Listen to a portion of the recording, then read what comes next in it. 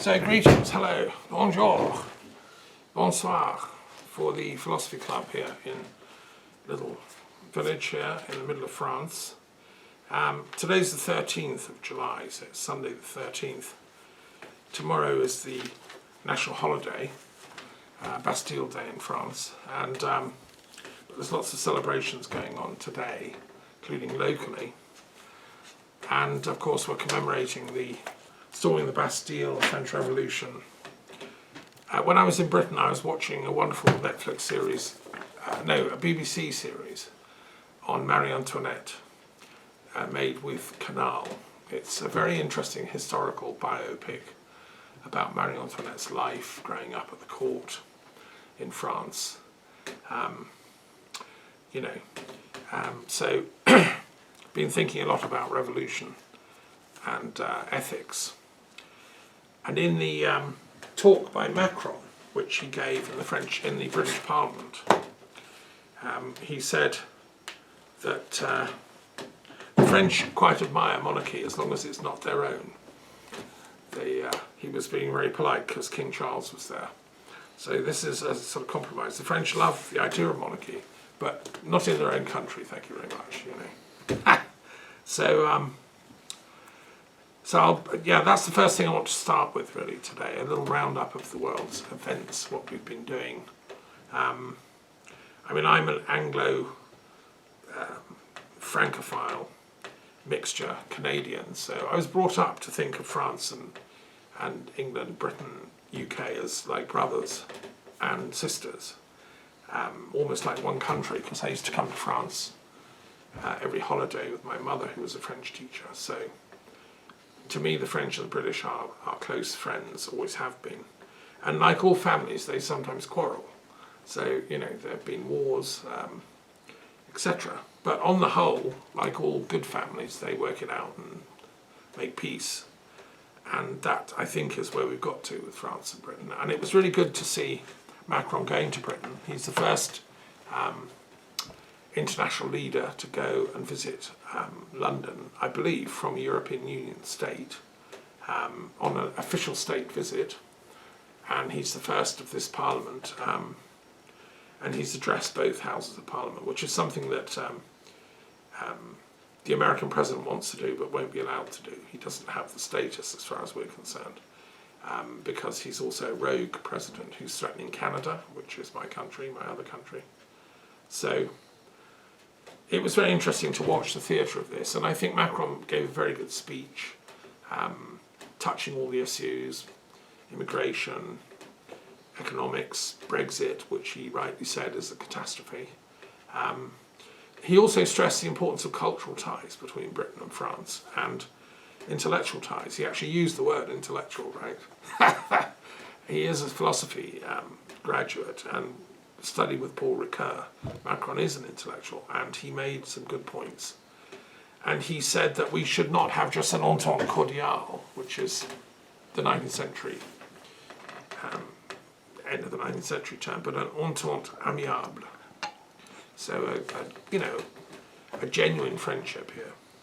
And he talked about many things. And then King Charles responded, Keir Starmer responded, the Prime Minister. But during the banquet at Windsor Castle, separate event, that was to say thank you to Macron for hosting a similar thing for King Charles when he went to Versailles. A couple of years ago there was a huge banquet laid on in Versailles, and they did the same in Windsor Castle, and it was very impressive. And it's interesting that Mick Jagger was invited to both, because he has a place in France and in Britain, and he like me, he's an Anglophile, Francophile. So it was great, and King Charles gave a very good speech at that banquet, partly in French. His accent is terrible, I'm sorry, Charles, I don't know who educated him. It's ridiculous, you've got to get that accent sorted. But he made some very good points too, so this is, I think, long overdue. We should never have left the European Union, as people who've listened to my Philosophy Club talks know my feelings on this. It was a weaponized attack on European common sense by foreign powers, mostly Russia, but other forces wanted to destabilise the European Union and still do. So I think it was good to restore this confidence.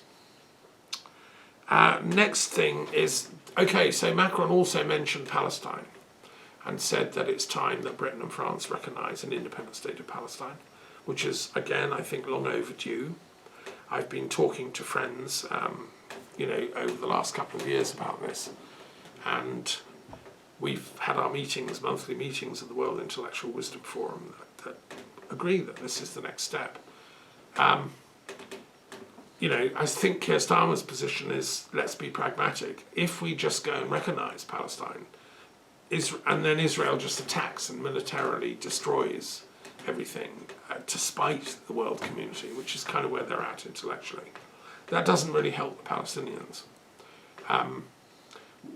What Starmer's saying is we should negotiate a international peace treaty between Israel and Palestine with the backup of the international community, including Great Britain, the Commonwealth, France, and the European Union. And then that recognition would have substance. And then we can give money, we can start rebuilding Gaza, we can rebuild the shattered lives of people in Palestine. Now, in an ideal world, yes, we should do that. I think Macron's view is, well, let's do both simultaneously. We can't wait on people in Netanyahu's cabinet, like Smotrich, who just are actually demented and want to kill all the Palestinians and want to put all the people of Gaza in a little concentration camp. This is not acceptable, obviously, to common sense. And so I think that philosophically we can discuss what recognition is and how it happens. In my essay on Sophia-phobia, which some people may be familiar with, there's a chapter on recognition, because to me, non-recognition and recognition is a very political thing, but ultimately it's a metaphysical thing. If I recognise you, it means I accept your ontological existence as an other. I may not like you, but I recognise you, and I recognise your right as a human being. So recognition should really be between Israel and Palestine.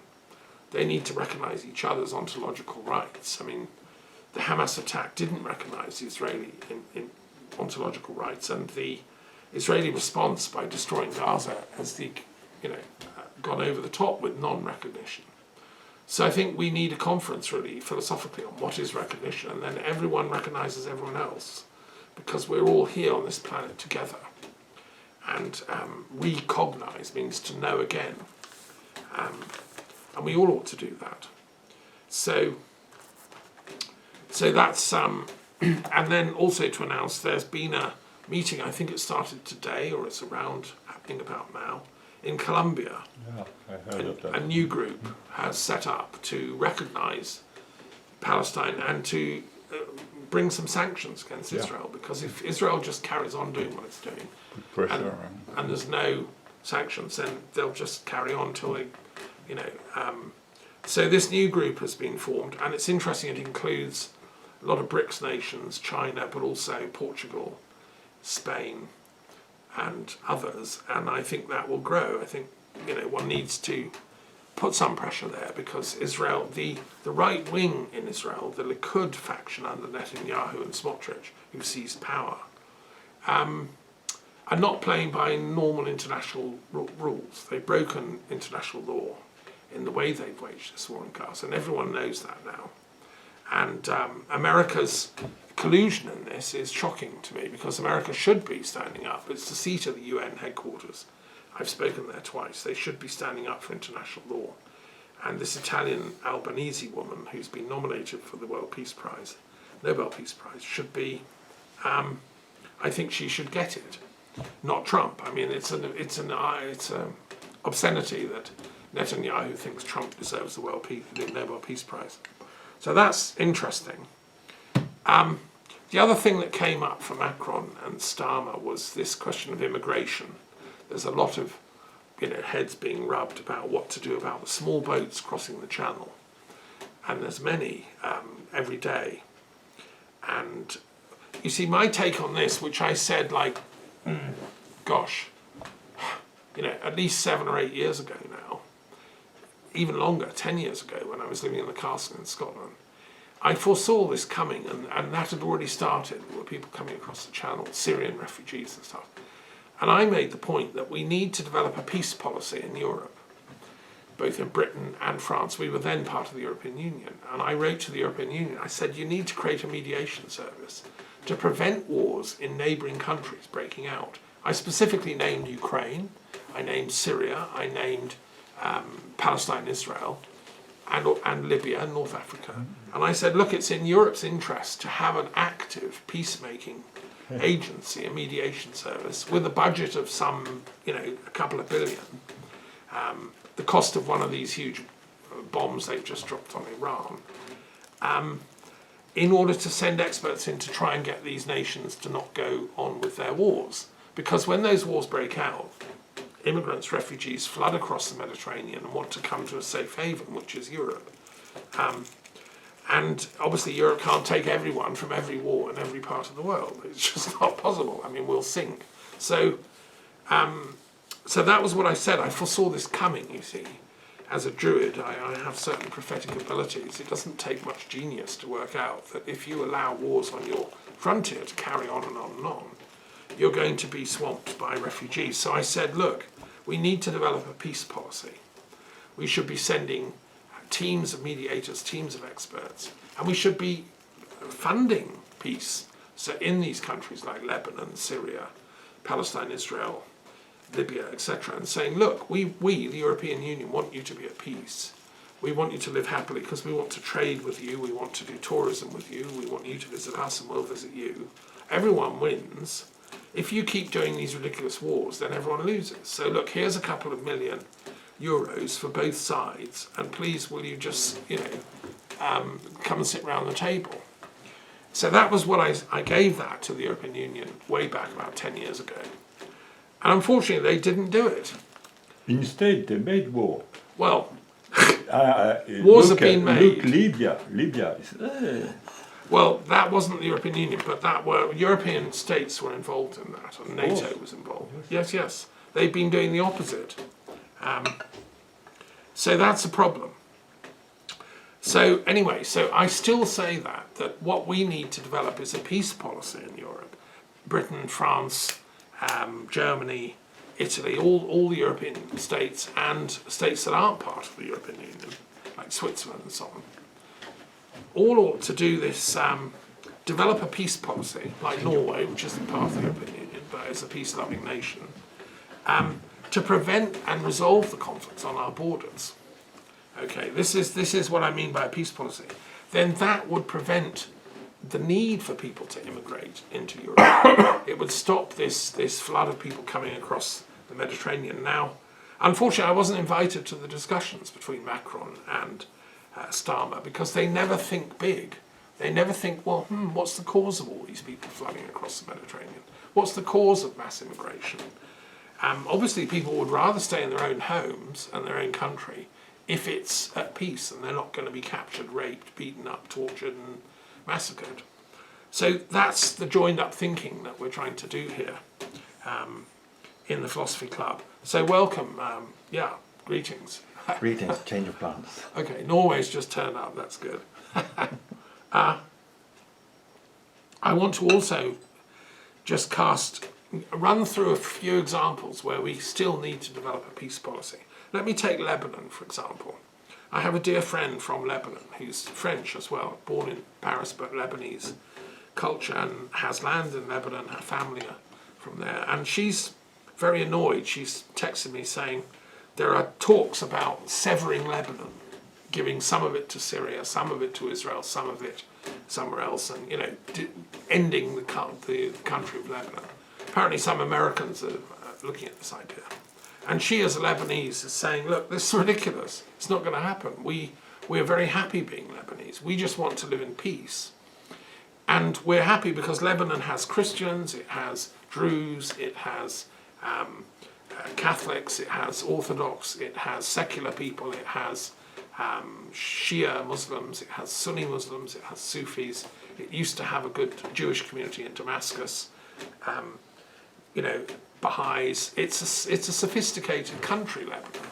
which is proud of its multiculturalism. So I think if we developed a peace policy with Lebanon, we wouldn't bomb it like Israel thinks is the way to go. No, we would negotiate a settlement with its neighbouring countries, especially Israel, and we would fund a peace treaty between Lebanon and Israel so that both sides stop bombing each other. Hezbollah is, a strong force, but it doesn't want to keep fighting Israel. And a peace policy would develop a conversation there. So Lebanon which is the old Phoenicia, and as a philosopher I love Phoenician culture because that was the home of Pythagoras' father, and Thales and many of the other great philosophers were from Phoenicia, which gave us all the alphabet. We wouldn't have books written in the alphabet were it not for Phoenicia. And the Jews wouldn't have their temple in Jerusalem, which was built by Hiram, the architect from Phoenicia. So, no, we need a peace policy, and it's about recognition. The Israeli people should recognise Lebanon. Hey, it's got its own culture, its own independent history. It's very profound. It's in the Bible, and it's given us the alphabet. You should be grateful, and vice versa. The same in Gaza. What about a peace policy for Gaza? I mean, because there's no talk about peace policy, therefore we have Gaza in smithereens. And I was talking to a friend from Gaza today, in a chat, and the situation is dire. And I've just watched that documentary, Doctors Under Attack, which the BBC was supposed to show, which shows that Israel seems to have targeted the medical profession in Gaza. They've bombed and destroyed 36 hospitals, the entire medical hospitals of Gaza, which is a war crime. You're supposed to keep hospitals intact. They've also been attacking medical people, first responders, ambulance drivers, and then also doctors. They've been arresting, when they take over a hospital, they arrest the doctors, and they've been taking them to prisons in Israel and torturing them, and killing them. Now, all of this is a war crime. It's unconscionable. It's totally off the scale of what should be done. I used to work in hospitals for 6 years. My eldest daughter is a nurse in a hospital in Sussex. I mean, it's a sacred thing under the gods to respect healing and medicine.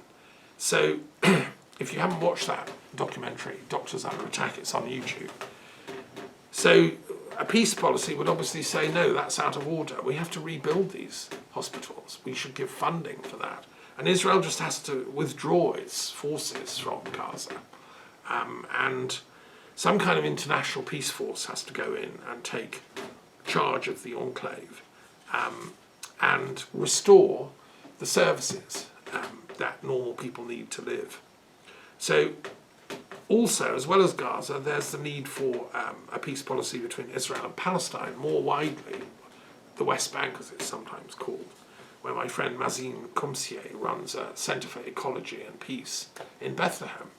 I've been to Bethlehem, I've explored these Palestinian areas. I mean, they're amazing.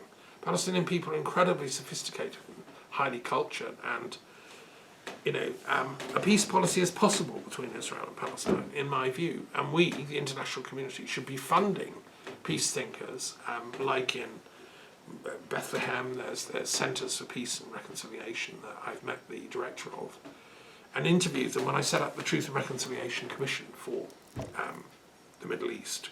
So, obviously we need a peace policy for Israel and Palestine. That's what the EU should have been doing. Its think tanks should be working on this. In a joined-up way. That was the point of Oslo, the Oslo Accords. Norway did that, but now we have to restart that with everyone involved. Yeah. Yeah, I have a question, because I agree with the peace policy making, but there are so many forces that makes war.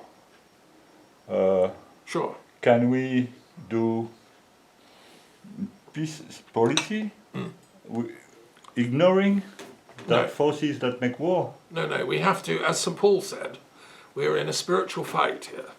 We're warring with the higher powers, spiritual powers of darkness. I mean, however you want to describe it, We can talk about the military-industrial complex, capitalism, the geopolitics of totalitarian states, power. We can analyse it, and philosophers and thinkers have been doing this since Hobbes, and even before, in the time of Aristotle. But basically, in a nutshell, St. Paul said the forces of light are waging a war against the forces of darkness, and yes, we have to find a way to take them on. I mean, my daughter was a victim to this in her own way. She was a light worker, and we honour her memory today, and we have today a little altar for her memory next door, because today is the Buddhist Day of the Dead, and the Buddhists in Japan and China build little altars, and they have photographs of their loved ones, and they believe that the spirits of the dead come back this day. I believe that too, so it made a little altar for Sophie next door, and it's very beautiful. And what I'm saying is that war is based on ignorance. It's an epistemological and an ethical error, because what it involves is sending people to death prematurely. All the beautiful young men who have died in the fields of Ukraine and Russia on both sides, or in Palestine and Gaza, they deserve a life, but we're killing them in the rate of thousands prematurely. They're all going off to the afterlife, and that's ethically and metaphysically wrong. Hades obviously is greedy. He just wants lots of dead souls to appear. So I don't agree with that. I think they should have a life. Like my daughter, who died in her mid-30s. That to me is a tragedy. And so I'm on the side of life. I believe in a life-affirming ethics. And that leads to peace, you see. I don't think you can have a life-affirming ethics and then say war is the answer to everything. I mean, there may be times when a defensive war is necessary. I'm not saying all of that is wrong. I'm saying that our first instinct should be to make peace and to develop a peace policy. But we need to do joined-up thinking and work out what are the forces of darkness that we're up against. And we also, let me move on to the next place, we need to do this in Syria as well, which has gone through tremendous upheavals, difficulties. And the friend who created my Tarot of the Gods, which we'll come on to in a minute, she was Syrian, Orthodox Christian from Homs. And she told me horrendous stories about the civil war there. One of her closest friends and mentors was a Jesuit priest who lived in Homs, who was shot during one of the ceasefires in the head by unknown assailants. They still don't know. Was it a government force? Was it the rebels? He was trying to mediate and get in the way, so he was killed off. And he ought to be nominated as a saint, this guy, in my opinion, because he was working with all sides in Syria to make peace. So, yeah, we need a peace policy for Syria, and I think it should be the people themselves developing it. But we in the European Union and neighbouring states can help and fund it and get dialogues going and things like that. Yeah. Who are we going to fund? Well, the peace forces. You see, there are peace groups in most cities throughout the Middle East. We talk about there are activists. Yeah, we're talking about right-wing activists, but to me, they're almost Nazis. They're Nazis. Well, we don't want to fund them, obviously. The definition of the Nazis is therefore war. Yeah. And I mean, if you look at Hitler's, the Nazi Party stood for militarization and war, and it spread war throughout. The Nazis even invaded this little village in the middle of France and killed people. Yeah. No, we're not talking about that. That's the mistake. And some people who haven't studied history and don't understand things, they're tempted down the Nazi path, neo-Nazis. No, not that. We're talking about the genuine peace forces. Yeah, I'm not talking Nazis as we remember them, but that sort of thought. They do go ahead, and they got the government backing to kill to let settlers. I'm talking about West Bank, as we talked about a little while ago. They allow settlers to go in and kill owners of the land so that they can build their own little place, their own little heaven. How Well- can we let that go on? No, we shouldn't, and that's why we should be having a joined-up peace policy, and we should be unthinking that. It's unthinkable what's been going on, and the this is one of the ironies of history, isn't it? That extreme right European racists, which gave us Hitler and fascism, sort of more metamorphosed into extreme right Israeli fascism and nationalism, which has the same uncaring attitude to the other. So it's as if it replicates, and this has to be unthought. I've been to Yad Vashem, which is the museum in Jerusalem dedicated to the Holocaust. I've been around and I've mourned the craziness of what the Nazis did, and yet now in their war on the Palestinians, the victims of that are now, in a strange way, replicating that. Why? There's a psychological answer to this, maybe. People that are abused become abusers. But we have to decouple that karmic chain. And that's where the message of philosophy and wisdom comes in. The only way the antidote to all this, I think, is genuine enlightenment, genuine peace. Another example of why we need a peace policy is the war going on interminably between Ukraine and Russia, which I've talked about before. It's still not showing signs of dying down. Every time Trump talks to Putin, the next day Putin launches even stronger attacks, more bombs, and every night there's the biggest ever drone attack on Ukraine ever. They're killing innocents, they're bombing planes, trains, you name it. It's a far cry from when I was in Moscow back in the 1990s talking to incredibly intelligent Russian intellectuals, and we were agreeing we need peace. I'd like to go back to those days, thank you, and I'd like this guy Putin to come to my philosophy club and just learn a few things about how not to conduct affairs as a leader. This is ridiculous. He should never have been in power, and I think he bombed his way by certain false flag events in Moscow that have been demonstrated by researchers, and he created a reign of internal terror against his own people to then generate, well, I'm the saviour, I can prevent that. And the trouble is that he's still doing a war of terror against his own people in Russia. People are now being pushed out of windows, people are being arrested. Don't they fall? Sorry? No, they fall. Yeah, they fall out of windows, yeah. But this is not the Russia I know and love. It's a magnificent country. It's got to get back on its feet and be a normal country again. I would also just like to point out, if you haven't looked at Le Monde website recently, do read Le Monde in French. There was a very shocking piece of news the other day I was reading in the local library, which I'm one of the librarians for. And a European Union delegation went to Vladivostok last week, right?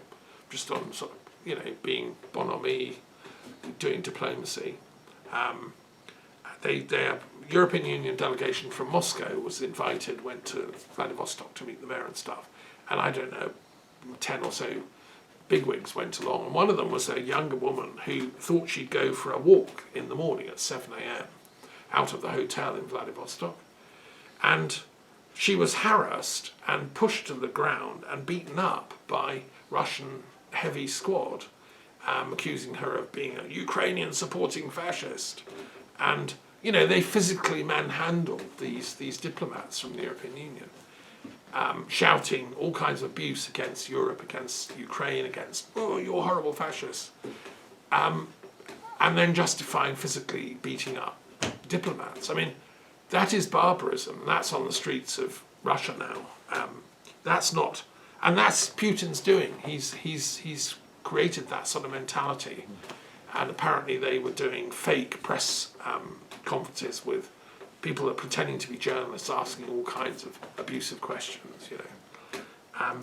So Le Monde is carrying these articles. It's very interesting. How do we get rid of this? Well, this is where I think we need a genuine peace policy in Europe. That's the Irish position. Ireland is also working for this, and I'm part Irish and have Irish friends working for peace. But how can we do it? I think this is where my latest book that's coming out, probably later this year, will be on the logic of peace. I've written a book as a historian of logic. I argue that war logic is this constant fighting between opposites who are equally, strong and will fight to the death. And we've got that going on in all these conflicts I talked about. Israel, Palestine, Ukraine, Russia, Muslim versus Jew, etc. I think we need to do a new logic form, which is to think out of this dialectical box of oppositionalities. And we have to realize that everything comes from a divine unity. And Parmenides was one of the founders of logic. He said everything comes from unity. There is actually only one. Everything is part of the one. And his dialogue with Plato, Parmenides, is one of the great classics of philosophy. And I think Nagarjuna from the other part of the world in Buddhist India said the same thing. He said, if you have oppositionalities fighting away in your mind, like you don't know whether to support this or that or the other, you have to transcend them and go to a higher place of consciousness. And that is the place where the logic of peace lurks. Because then you realize that it's not this, it's not that. Those are just aspects of a higher unity. And the duty of philosophy is to take us as individuals and also collectivities through education to the glimpsing of that higher unity. And that was in my book on the logic of peace. I've gone into the history of all this in detail, in Islamic logic, pagan Greek, Indian, Buddhist, and so on. And of course Hegel said exactly the same. He called this the dialectical process, whereby opposites seem to fight, battle, compete, but they reach a higher synthesis. They realise that there's a unity behind the oppositionalities, yes. I agree totally with what you said. I think the problem may be that it's like in the theater, you have a kind of simulation of a conflict, but both parts have huge benefit in the conflict.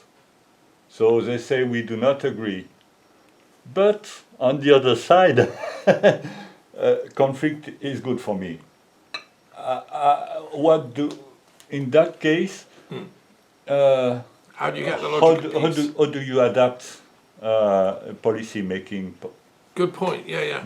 So I used to be the information officer of the Conflict Research Society, founded by my friend Professor Cedric Smith in Britain at the university. And I've thought a lot about this. And I've met people, for instance, from Northern Ireland who were involved in the conflict, and they were benefiting from it. The IRA was involved heavily in the drugs trade. They were selling drugs, buying weapons. It was a big international business for them. And they got a lot of status in their community.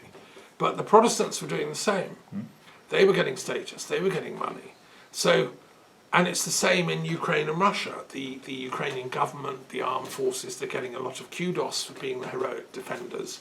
The Russians are getting kudos for being the heroic, we're fighting fascism, we're fighting the evil Ukrainians.